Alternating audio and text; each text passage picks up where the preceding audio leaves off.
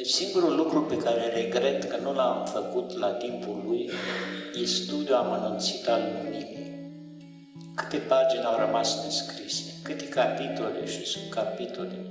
Și totuși, ani în șir, am pândit-o, am văzut-o, uneori am simțit-o atât de reală, de pe ziduri, atât de reală, încât nu trebuia decât să întind mâna și să o jupoi de pe ziduri, de pe obiecte. Cea mai acută și dulce, dureroasă percepție a luminii o aveam la o anumită cantitate de vodcă, mai ales toamna.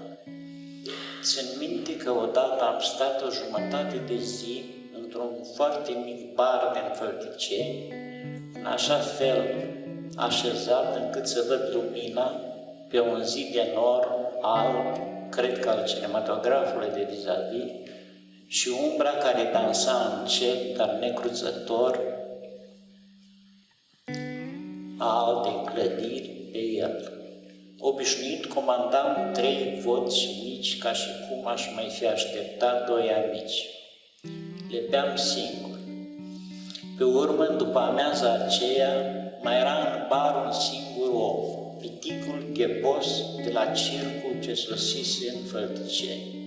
Și el bea singur, în rest lumii care venea și pleca rapid. Atunci am înțeles ceva, dar am uitat imediat. Așa mi se întâmplă întotdeauna. Vedeam cu o precizie uluitoare. Porii zidului i-aș fi putut număra. Dar nu asta e important, ci lumina. O știam, o înțelesese. Însă, repet, tot ce știam în clipa aceea, tot ce înțelesesem, am uitat imediat. Altădată, tot după amiază și tot după ce băusem vodcă, am redescoperit lumina în spatele casei, de fapt al magazinului, în iarnă. Iarăși căpătasem o percepție vizuală neobișnuită. Iarba era un fleac, puteam să o număr.